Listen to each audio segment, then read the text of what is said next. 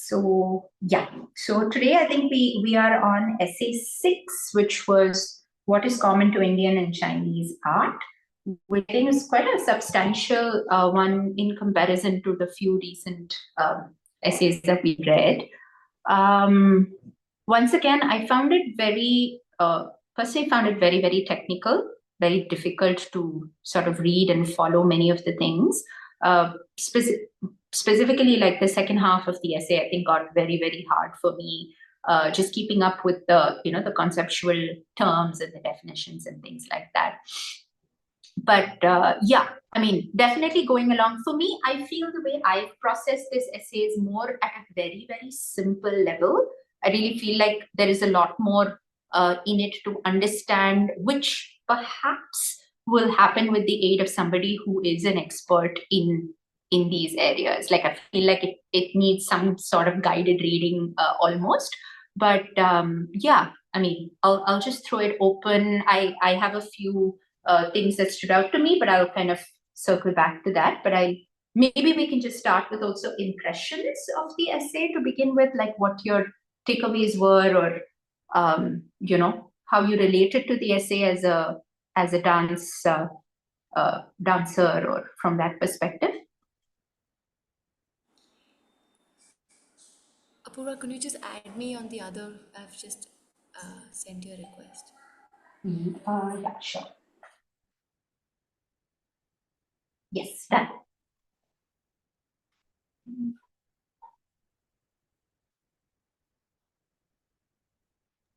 Yeah. First, I'm glad that I wasn't the only one struggling with this essay. uh, I came to page 3 and I was like, what did I read on page 1 again? I completely forgot. But yeah, I think I agree with you. It's kind of hard to read, especially. Oh, sorry.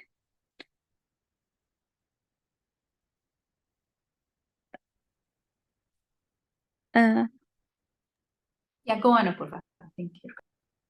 I think for me, the hard part was like there were so many concepts, like especially I'm not exposed to Chinese art at all and Chinese spirituality, and I would love to hear people's understanding. Hopefully, I can digest more of this essay with others' comments. Yeah, absolutely. I'm hoping the same. I think what comes out of today will take me a little closer to understanding it. Anyone else? Just first thoughts, first impressions, how you related to it? Definitely I don't know if this is the right word, the alienness that I felt to this whole essay was because I was not so conversant with the Chinese, the language that was used. I didn't even know how to pronounce it first of all. So I was like, how do I read it now? At least the Sanskrit words that he used was at least like relatable, even in the dancer sense, it made sense. And I think at some point I started doing this to read the chapter from backwards. So I was like, it really doesn't make sense to do a logical reading of this. It's better to see wherever he breaks it down, read it from that section, and go ahead. I think it made it a bit more easier because when I was reading it from the beginning, I was like, how do I assimilate all this and how do I make a logical conclusion or sense of whatever he's been trying to say? Because I was really curious as to what is his premise for this whole essay. And by the end of it, my questions that really stood out to me were, what did he mean by this first principle? And he's just talked about first principle, first principle, first principle, but I still have no idea on like what is first principle, even for talking about from the Chinese side or from the Indian side, what is the first principle that he's talking about? And even when he first principle was another one, and another thing was he talked about accidental differences or something along that sense of essential differences. I still understand what he mean by essential, but accidental is something that's not very clear to me as what he meant by that. But if anyone else was able to decode on that, I think that'd be this thing. And I also found it pretty problematic to just say that Indian art is just Hindu art, and to everything else that was even he's talked about Mughal, but I feel like he's talked about it in a very foreign sense and not in a very part of Indian tradition. I'm not sure. I feel like in maybe that also might have a tradition, but not as long as like the temple architecture or even the techniques that the carpenters or the craftsmen follow. So these are some of the points that came to mind. Like for the first this thing, these were a few of the things that came to mind. Yeah. I believe maybe his reference to the word Indian in principle is, I think, towards the Hindu philosophies and the tradition. Maybe so the opposite. I mean, maybe it was more appropriate if the thing was entitled "Common to Hindu and Chinese Art" or something. Because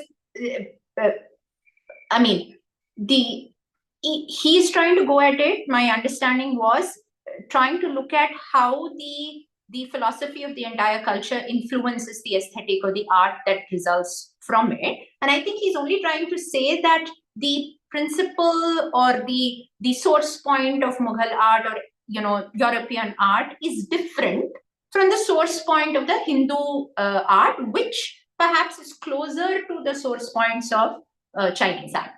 I think maybe just that, rather than to maybe understand, what comprises of India, even from our point of view today, right? What I would consider as Indian or not. Maybe that was the idea. Completely agree with you on the first principles in terms of why he did not go into really, maybe that would have been like a thing, a chapter of its own, trying to explain what these first principles are. But my little bit of understanding over there, or the takeaway that I did have, was I think he was just trying to point towards this difference in directionality, right? So he's trying to say that all other philosophies that he has taken up here for comparison look at what is based on observation of what there is, and from there sort of deducing generic principles, which is kind of, you go from the specific to the general. But just in principle, the way these two philosophies function is to assume that general principle. I mean, assume is not the right word, but you kind of go there, you go this way, which is actually a harder way to, or a more complex way to do it, but it is necessary that you go that way, right? And not kind of go, because I feel even the way we access art today is very much this way, right? Because we're taught in so many small ways and big ways, even as a dancer, even if it's a simple thing, or you need to observe nature, you need to know how these things work, or how an animal moves, or how a flower looks, and so on and so forth, which is, in principle, he's completely denying that, right? The necessity for that at all. So I think that's what he keeps stressing. The stress is on the fact that the direction is this way, and that becomes the time point. So he's not trying to create commonality based on the product or the styles or the stylistic differences at all, but based on these concepts.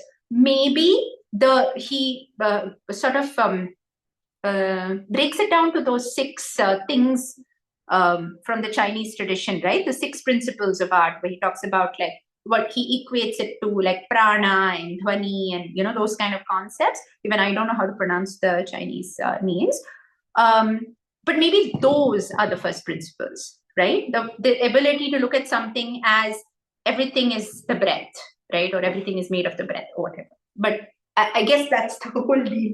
Like, each of those principles will probably need us to go into text and understand what they mean by that.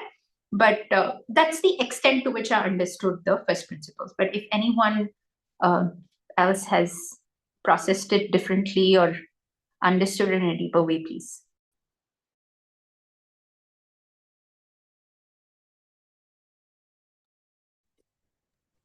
Or, of course, also feel free to, Lakshmi, go ahead. My first thoughts on his description of the first principles was that, for instance, if you take Western philosophy of art, when you consider text, the idea is often, and in the way we study art movements itself, is that art often progresses. So you have maybe in the medieval time period, we have very symbolistic art, and then the Renaissance brought out more realistic or more art that aspired to capture natural elements, and you moved away less from religious symbolism, and then contemporary art that has challenged the idea of art itself. So I mean, that was the progression that I think that I understood that he was trying to state. So when you look at Western art history and the way Western philosophers have thought about art, that has changed across the centuries. Whereas I think he was trying to say maybe Indian and Chinese art is more related in the sense that they've held on to these first principles, that 11th century Buddhist sculpture is still very similar to how it was being made in the 18th century, and really the cultural circumstances that came about in the West, where we started to redefine and rethink art and what constitutes to good or high art, didn't really arise in Asia. That was how I sort of understood that. But I'm curious what anyone else thinks.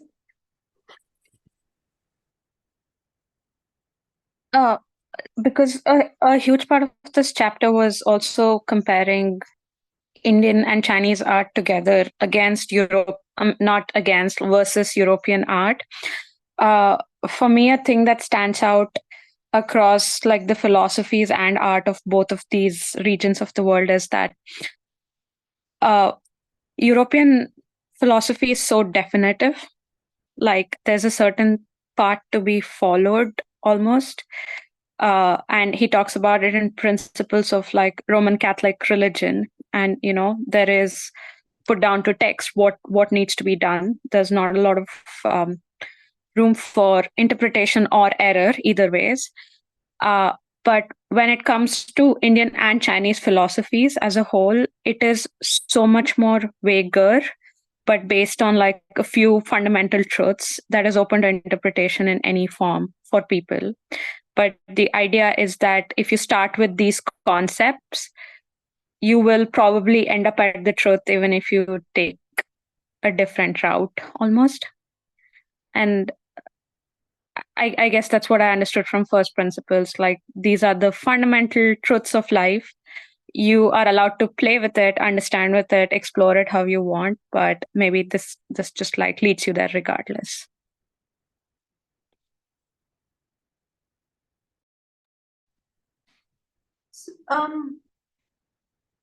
So there is a sort of like a paragraph on page 43, the last paragraph on page 43, where he again talks about this anonymity of the Indian or Chinese thinker, right? So he says it would be an insult to a thinker to praise the novelty or originality of his ideas or his independence of authority.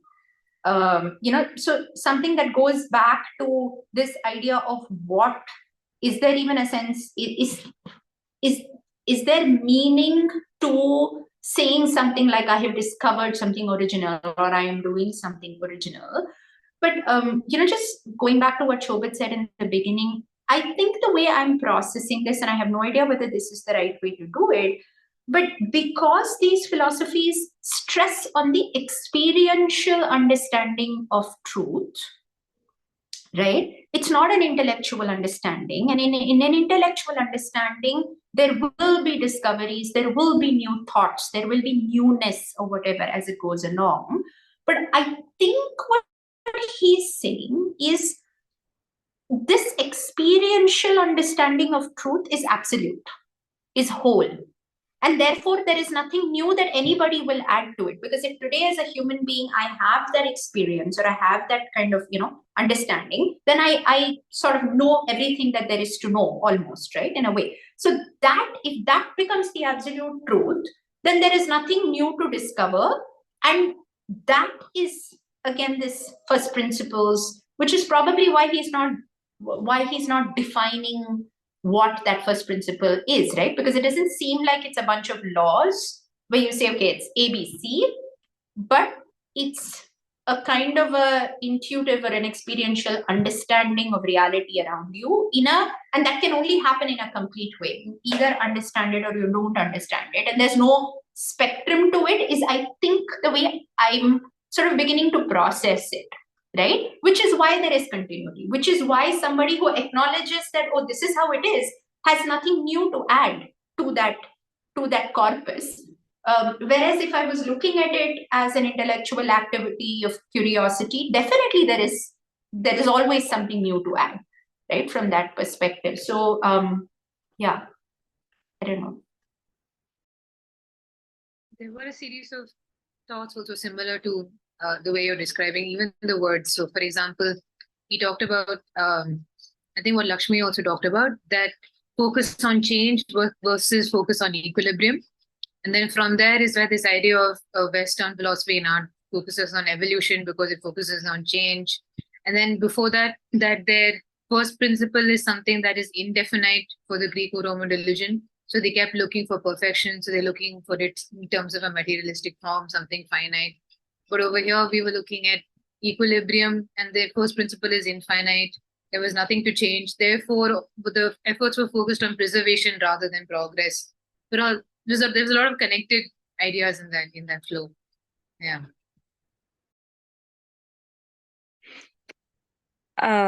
Just when Amrita was saying something, it struck me the way she phrased this whole thing that I think visually it's more circular, Indian and Chinese, and maybe like Western is more linear and just like, points to cover on a straight line. But yeah, just when she was saying it, just sort of came to me.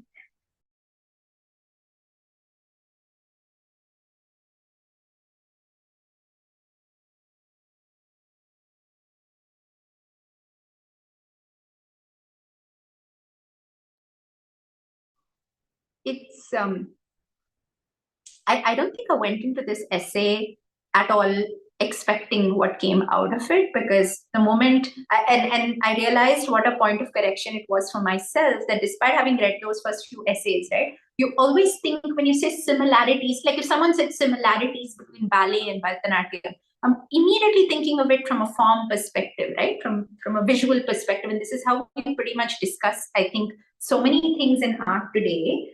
So yeah, that was really telling for me, because halfway into it I was like, oh, okay, no, we're not going there at all. Like by the end of it, I don't even have, for instance, a visual of what Chinese art is, because he does not even remotely take you there, like even with like a a simple allusion to a specific work of art or anything like that. But a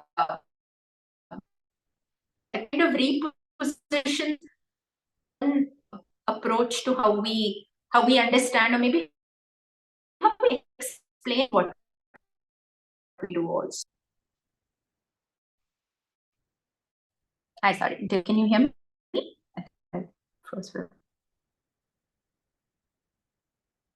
Yeah. So yeah.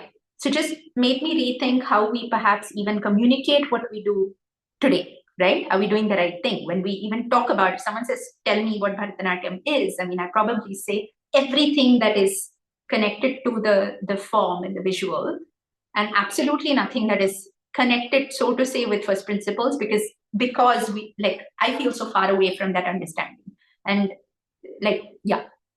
So just a thought that I had.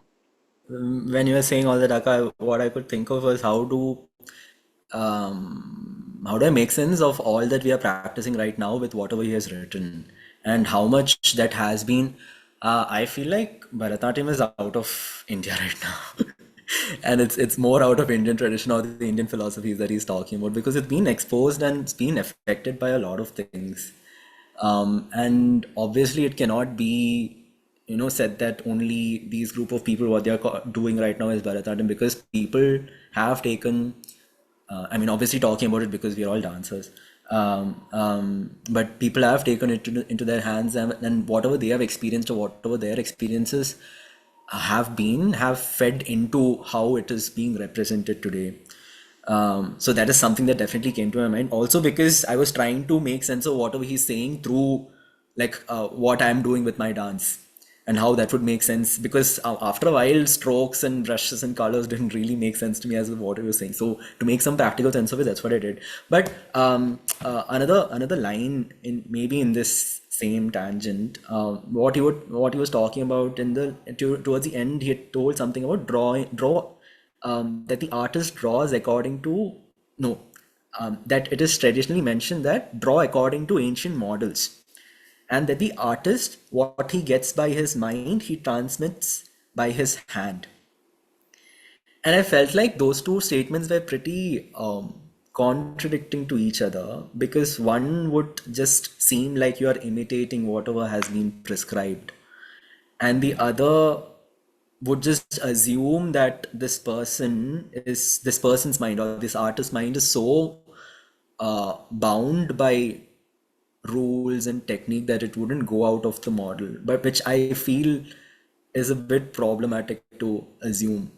And I'm also questioning as to how much the training in technique would have to take place so that you even you or yeah, you would assume that the mind can only think in that line, like there will be nothing else, especially today, in today's world, when you cannot say that an Indian is only living an Indian life. We are living a very globalized, or a, yeah, it's a very globalized life. We're not just merely affected by Indian ways of thinking. We are really affected by Western ways of thinking as well. Even when you said experiential understanding, with respect to that first principle, and then inducting all the ideas from that, I was thinking of how subjective experiences can be, and how would that still point towards that one concept? Won't there be different aspects of that same thing?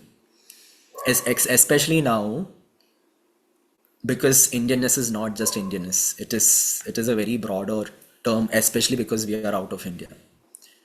There are so many things happening with an Indian concept out of India as well.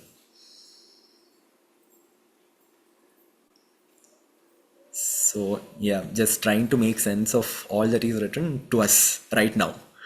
Like how is it contemporarily affecting us?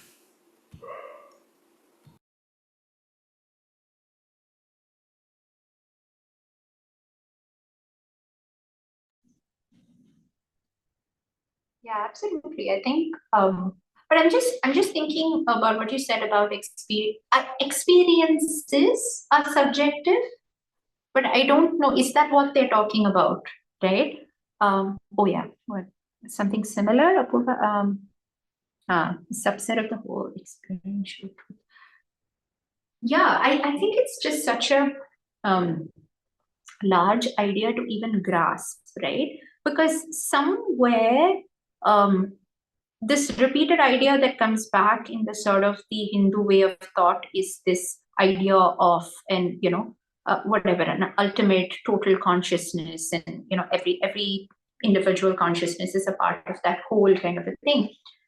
Alludes to the fact that beyond, I don't even know how to say it because it's beyond my understanding, but it alludes to the fact that you're going beyond the realm of the subjective, right, or the independent, or my interaction with reality as an individual, and you're sort of almost like jumping a realm and understanding reality in a very different sense. So maybe that's what the first principle is, and not the way I negotiate with my experiences in life. So maybe there's a subtle difference there. And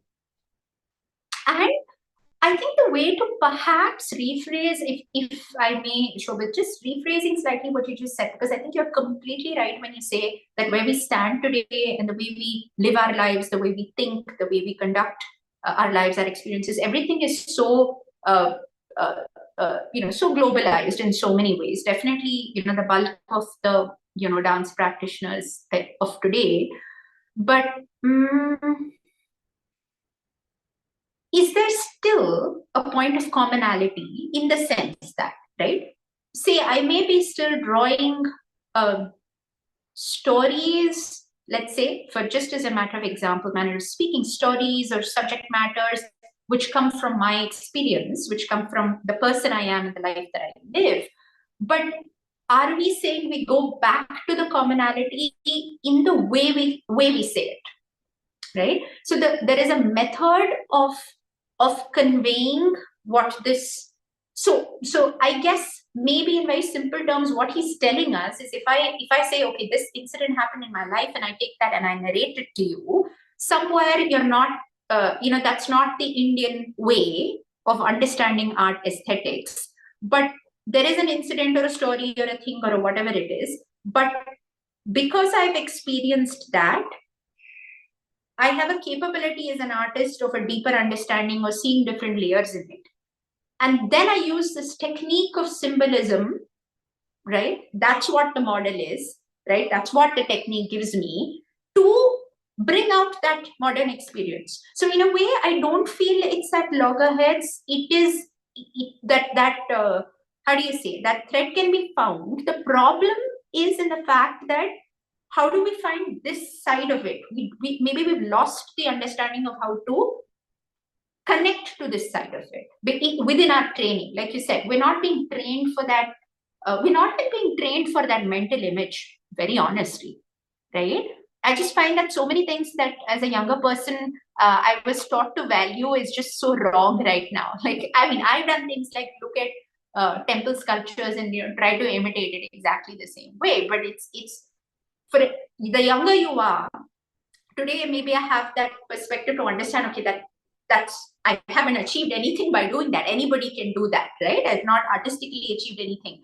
But if my training, what it shows is that my training is going more towards that external imitation, perfection of external imitation, which is a shift in philosophy, right? The way what we are trying to do through the art has changed. Maybe not what we are saying through it, because that's obviously going to change based on where we are in time. Does that make sense?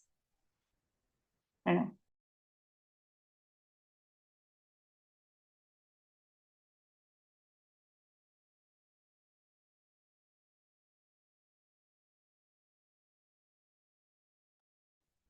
Can I? Uh, to start with, I completely took the session to be different. I thought we were going to read excerpts during the session, not like before. So I'm sorry, I've not come prepared. Next time I'll come prepared. I didn't read at all. But picking from everyone what we are saying, and Apura, picking from where you said, like I agree to everything that you've said. And I think what we have moved away from is delving deeper within, because I guess it's also to do with the fast paced life that we are leading, that we don't take a pause and um, let whatever we are trying to express or whatever we are trying to communicate, we're not soaking it in enough in order to express. Because I feel even if you want to pull in from the experiences that you've experienced, or the process of the experience of pulling from the experiences and then communicating, how much time do we have to do that, or how much time are we giving in order to get to that kind of a feeling? So I mean, I guess we can't complain because within the given limit of time, if you're able to come so far, I guess we just need to push our boundaries a little further in terms of whether it is our level of patience or whether it is our level of in-depth research. If we push it, I think we could continue what we used to do.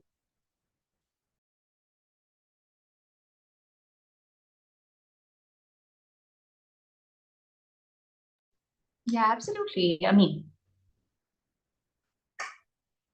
I think that it's just the mindfulness of it, right? That kind of strikes you more when you are in the process of, reading, understanding these things. How mindful, it makes me think, how mindful am I when I go into a class to teach, which is a bigger responsibility than when I go in to learn, right? Because it's actually my responsibility is very, very low when I go in to learn, because I just take whatever is offered to me. But makes you a lot more mindful of what you are imparting, how you are imparting, and how much of gap that you're prepared to give How much of space? I think maybe. What I feel perhaps right now, if anything, if I were to say something is lacking or something could be changed, it's just that lack of space where you're aware that, okay, yes, all of this is important. Whatever I'm doing is very important, but this is not the whole deal. Sometimes I feel that we tend to kill ourselves believing that this is the whole deal, right? This technical perfection or a certain presentation method or whatever. So it's taken me a while to truly feel that space, to truly start to feel that, oh, okay, but there's just so much more over here, that and to enjoy that process of that, like you're saying, that pushing yourself to just, you don't know how to do it, but you still try and do it, and filling that space. Maybe that's the only thing that I would, but the impression I have from the kind of art also that we're all putting out is a community, right? Where there is a lot more satisfaction in technical perfection or a certain final picture that you create, I feel. But that can only come from ignorance, no? Can only come from the fact that we don't know that more can be done with it. Like, it's not that people don't have the intention, like you said. Yeah, and absolutely, like the way you said, what are the questions we are asking and what are the questions we are encouraging for children to, or for each other, for us artists to ask as well. So I guess right, very beautifully said, like space. And when you say space, not in terms, it's not only in terms of the physical space, but even the mental space, that even if you're exchanging whatever the knowledge that you are exchanging, how much space are we getting to retain it and reflect on it, and then come back with the questions probably that will help us move forward. So I guess we're missing that. And also, I think uh, teaching, as specifically focusing on teaching, it's become very monotonous. And I guess it's just probably because we've been learning a certain way, so it is passed on a certain way, and we are wanting to stick to that. But I guess what I feel is, instead of sticking to the technique, we're sticking with the style of teaching. So, and I guess with the way we are moving forward with the world, I don't think that's going to work, because we're not everyone learns the same way, or not everyone has the patience of learning the same way either. And it's not just we don't focus on one thing, right? We're not learning one thing, we're doing a lot of things at the same time. So just teaching one way won't work. We'll have to tap into different ways of teaching, like the way Howard Gardner has listed the multiple intelligences. I guess, what are the multiple intelligences in the arts that we can focus on?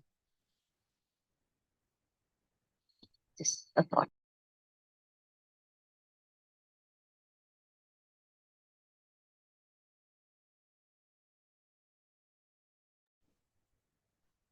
Any specific maybe lines, or I know some of us have already gone through it, but quotes or paragraphs that stood out to you, if you've noted something that could be a good point of discussion again for us to bring up, so we can circle around. It's not particular something that stood out, but more something that I sort of was appalled by. It was this paragraph about, I think it started out with, someone asked me a question of why the Japanese look down on the Chinese. And then he goes on to give some reasoning, and the paragraph ends with how the Oriental or Asian population would not conceive of Europeans as human, because or would treat them inferiorly. And then I'm like, how did we get to this point? I really don't know where we came from. So that paragraph just really, I know this author is seems a tad opinionated, even in the previous essays, like he tends to be quite verbal with his points of view. But like this was like a pretty strong stance.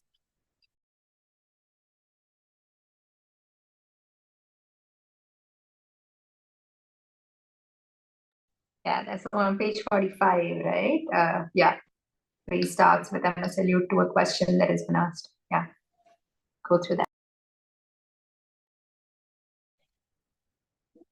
And even on 47, like some really bold statements about how China and India have neglected science and history and their indifference to the idea of a nation. Where in fact, in modern world, like some of the nations that are still strongly holding on to their history, I would still list these two countries as one of them. And it's not yet fully merged into Western culture in a sense that it still has its own non-European cultures that is still prevalent. So yeah, really interesting chapter as a whole, because he makes some really good points about spirituality and the continuity of a lot of blanket statements which I don't really agree with about any country for that matter. Actually, I think it's simplified a great deal in this chapter, and which perhaps might be unfair to all the countries listed.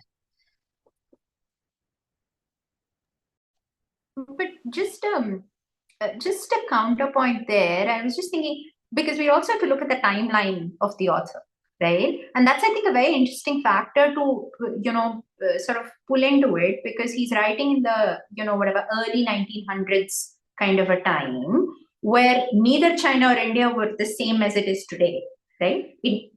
Just in terms of everything, the concept of nation, concept of even, I think, even how we refer back to our history. And also, I definitely am not an expert in Indian history, but we also get told a lot in terms of how the way history has been recorded in India is very different to the way it has been done in the West, in the sense that this chronicling of history is something that started actually with the coming of the British in a very serious academic, recurrent sort of a way. But in many ways, I think, which is why it may be a romantic, how do you say, a romantic notion, but I believe there's some truth to it. I feel like for instance, our dances, our music are our history, right? In so many ways, that's the way we left things for posterity, but nobody sat and chronicled history internally, right? Events, so sequence of events internally. And somewhere, I can't remember where in the essay, but he actually very much reprimands what's going on in modern times. I found it I really laughed out loud. He uses very strong terms to say what lack of concentration or something like that, which has now happened because of exposure. So he's probably alluding to that change that has brought us to where we are 100 years later, right? So I need to find that. That was really funny, actually.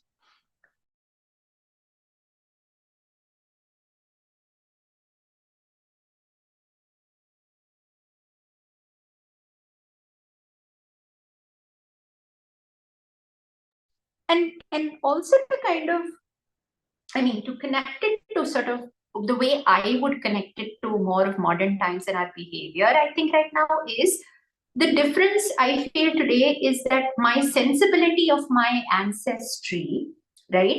I'm talking in a very generic sense, is that we are very ready as a community to say, oh, 2000 years back in India, this was done, right?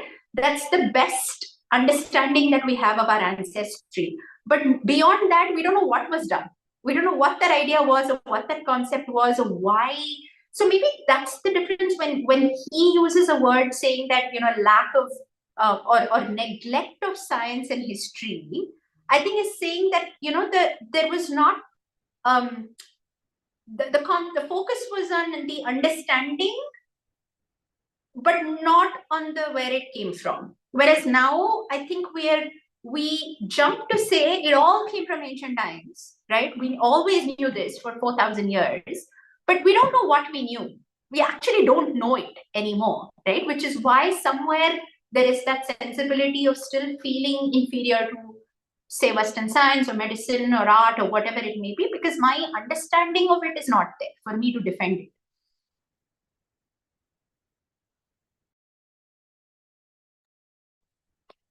Very interesting point, Akka. I never thought of it that way. Also, I had no idea of his timeline. I was thinking this was late 1990s. I just Googled it, and this was early 1900s.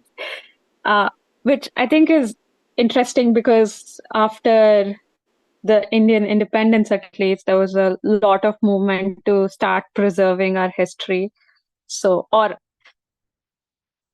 forgive my phrasing, but revive the history in a way, which is why I think we all have this strong sense of we are okay. This is just something I felt being in a different country. Is that I feel like such a strong sense of connection to history and culture. But you're right. It's probably stems from rather a lack of understanding or like this forced revivalism of history that we've experienced because it happened. The timeline makes a lot of sense, and I think you're right. Without the context of timeline, I understand what he's written. Like I would be slightly offended if I read that today. I'd be like, what do you mean? This is like, no, but you're right. I think he intends it as a compliment to these cultures. He does not intend it as a slur at all. But that's Yeah. Such a telling thing that, we're literally reading it 100 years down the line. That's Yeah. fascinating. And a lesson to take for me, at least, is that it's not the facts of history that I should focus on, rather the understanding of it. And maybe we are focusing on the wrong parts of history in some sense. That like, oh, this came from us. Like this is ours. We are the first ones to do this. Anything we try to do. But yeah, thank you for pointing that out.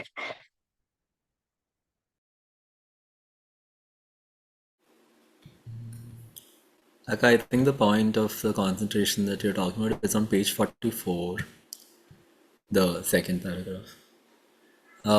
I was also thinking of, when you talked about the Indian, no, the Japanese paragraph, like, where do you find such Indians today who are so, I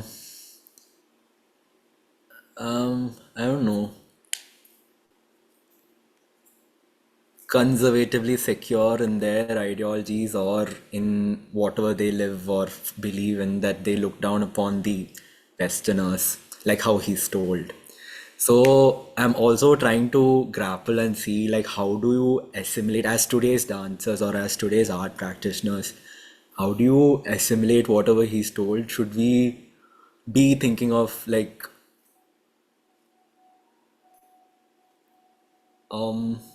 I don't know, trying to live art like how it was lived, because it's a very complex narrative. It's a really complex narrative, especially for us Bharatanatyam dancers, especially of how this art was practiced before independence, and after independence, and even now it's so different.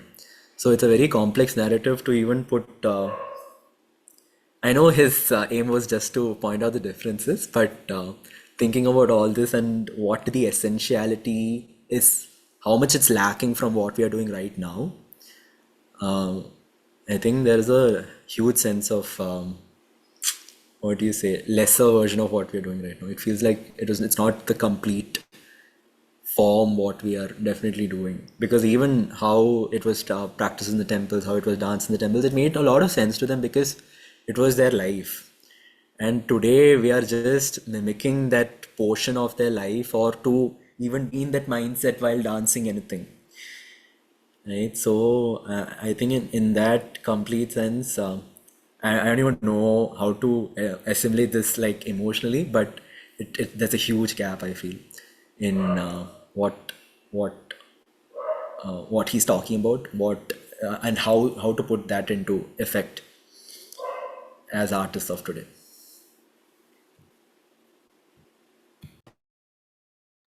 Yeah, I completely agree with you. I think it's it just feels like a very, very, very distant, sort of a world almost that you're talking about. But yeah, scary. It's scary to me, for sure.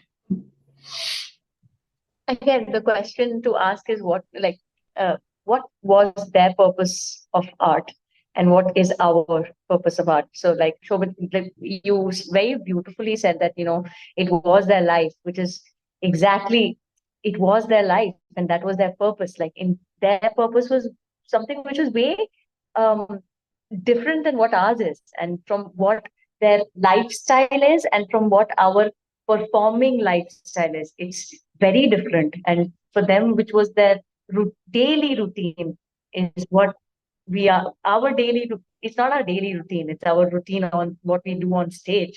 So, like, our mindset there itself is very different. And that itself is what is, I think, causing that shift.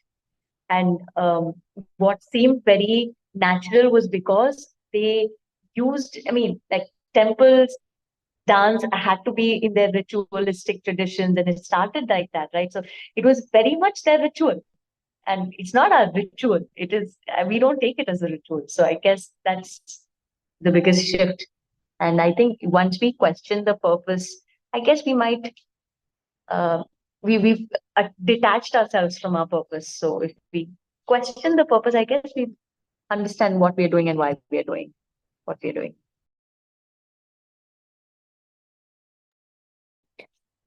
I just have a follow-up question to anyone actually.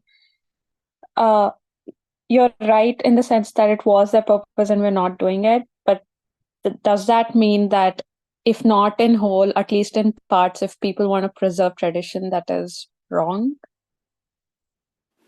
Because That's what I was not coming as to. I feel Again, the question is like, what part, and what do you mean by whole? And like, so again, there's a definition there, right? Because what do you consider it to be whole, and what of it do you really want to preserve, right? So we answer to it's that because, sorry. sorry, go on. It just makes Yeah, sounds when I'm listening. no, go ahead. I think like preservation is not really an intention most artists have today. Most artists indulge in art because they want to, and like I don't know if we can make preservation an intention. Preservation is a consequence of practicing an art form, and at the same time, like some people dedicate their whole lives to it, but some people dance maybe an hour or two. It still could be a ritual for them, just in a smaller amount. So it's saying, should we stop doing that because it's not as wholly dedicated to the art form itself? And this is just a question. I'm wondering this about myself. So I would love to hear what any of you have to say on this. I don't know if you should, there's something you should stop performing, I guess, in a small way. But there are also, I mean, once a question arises, the only, in general, I would just say, like, once a doubt or a question arises, there is some sense of responsibility in you to try your best to answer it, right? So over here, I guess that would look like there are, while we may not be able to emotionally or conceptually understand what temple dancing looked like. Maybe we've lost that information and traces. But there are still groups and communities of traditional dancers today, right? You have the Bhagavata Mela, you have Yakshagana also. There are troops. This is their entire life. This is their livelihood, and they travel and they dance, and this is how it's done. So it's not that we've lost all the access. There are like inputs to how something was, the older version of how something was done. So, and if you're looking for an example of that, you're looking for a lived example, or you're looking to interact with those people, understand where they come from, what their purpose is. Preserving the art form would be to go as far as that, like go as far as to reach out, find somebody, and ask these questions. And that's, so far as you've done that, then it's like, okay, I feel like you've done your responsibility. You've put in the amount of effort that you could. It can look like different things. It need not always look like performing. Also, it can look like you also developing as an artist, and you're sharing that. And one part of it is obviously, reading and trying to understand something. So yeah. okay. I think we are going on a tangent discussing all this, though. It's not in the limit of the essay, but it's very indulging to talk about this as well. But with what Nirali Akaz was talking about also, I think purpose really makes sense. I definitely do understand that our purpose is different from what their purpose was. And maybe then the tradition is also different from what they've been practicing. I don't think it's fair to say that we are from that tradition, or we are actually practicing or living like what they did, because that would be a different tradition. And I think what we should center ourselves should be to something more modern, and that's not necessarily dating back uh, in a Puritan sense to the second century. I mean, second century. So that's what I think. Yeah. Yeah. No, I agree with Shobit in the sense that I mean the place perhaps that we're going in a tangent. It's agreed that yes, we need to find our purpose for what we do. Our purpose may or may not be the same as someone's purpose 50 years back, 100 years back, or maybe even another individual. Like even in this room, we may not have the same purpose why what we do. So I don't think that connects necessarily to the dedication or how much you apply yourself to it. But I think there is still a gap. I mean, what, like just from hearing all of us express, right? Like the concerns that we have show that what is continuous, right? I think all these essays so far is only trying to point us to there is something that is continuous about the art forms that we're doing. And maybe, like, yeah, we still don't have our finger on what is continuous, which is why we struggle with this question of, delivery and purpose and things like that. Because so far as I have my finger on that thing, which makes this that is the thread that I hold on to. Everything else about it will, of course, change, right? Where I perform it, why I perform it, to whom I'm performing it. All of this has to change by matter of, natural law, because I don't think anywhere it's possible. Even the temple traditions we're alluring to are not like forever, right? They are a limited sort of timeline in history. So maybe that's still where the struggle really is, right? If each of us had to define, why do I feel like I'm doing an art form that is not, something novel enough today, but I feel a connection to something from the past. I think we still don't have that understanding. And my only takeaway from all these essays so far is a kind of a stronger and stronger arrow pointing to the fact that the connection is not to be found in the stylistic elements, in the form, or in the delivery, or in the purpose, but is to be found in the philosophy of how art is made. That's the only thing I have understood. What that philosophy is, I don't think I have any grasp of. But it's just pointing you, like, don't look that side, look this side, because that's where you're gonna find the thread, almost, right? That's kind of the sense that I've got from all of the essays so far, I think.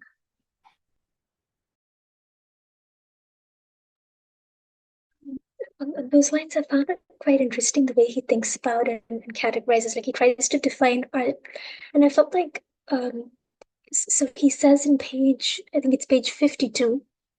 He said, just as knowledge is neither subjective nor objective, but has its being only in the act of knowing, so art is neither subjective nor objective, but it has its being only in the art of aesthetic imitation. Nor is it the work of art to be thought of as the art. The art is an act originally in the artist and remaining in him, but also to be reproduced by the spectator in the art of criticism. And then he goes on a little later in the chapter to say the next paragraph, where he says the distinction of art from a work of art is also to be found in Whitman. And I think the idea that he's trying to say is that art, he says here, the aesthetic surface has no other value in themselves than to cause a sensation, pleasant or otherwise. And this is why, from the Oriental point of view, the modern study of aesthetics by psychological experiment has to be dismissed as altogether futile. He seems to me in two ways. He seems to be saying that art is the process of making, but he also seems to be saying it's as much the intellectual idea that is a work of art rather than what is expressed in tangible forms. So I was also thinking there's a thread within analytical philosophy, the philosophy of art in the West, that thinks of art as an idea. So it's the ideas. The whole work of art is the idea and not its embodiment. But then when you think about the continuation that he says across earlier in the chapter thread, where he says, art done here, and there's no real shift in the intellectual idea or the imagination when several centuries later, very similar work of art is being produced. I was wondering then what the art is. Is he saying it's a continuous form that makes up the art, or is he saying each individual artist? Because he's saying art also resides in the individual artist who creates the work. So is he saying the idea then is if they have sufficiently, that seems to suggest to me that their idea must be sufficiently original or creative for it to qualify as a work of art. But I think he seems to be, I felt like through the chapter he was jumping between the two definitions. Is it a process that we're looking at, or is it just the idea that itself is that makes art art? This was page 53.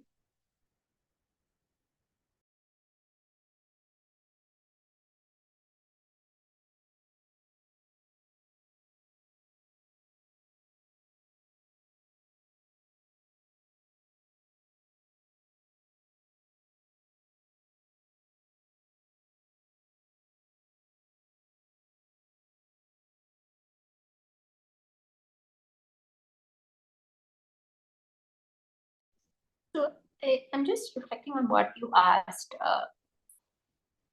Lakshmi, because so somewhere then we're talking about a kind of a movement here that needs to happen as like in some sense in a how do you say together, right? Because other parts of the essay he talks about symbolism, elements that represent particular things, etc., which is a strong part of the tradition, so to say, in the way that you make art.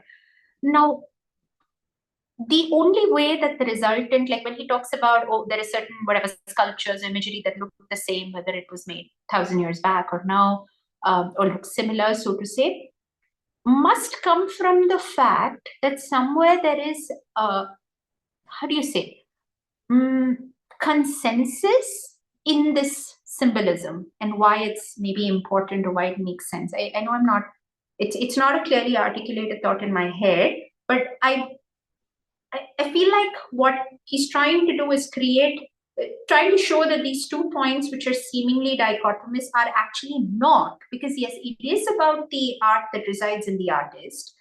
But if my understanding of this sort of that first principle is complete, then I think what he's suggesting is that what comes out of you lands up having that similarity also. Because it's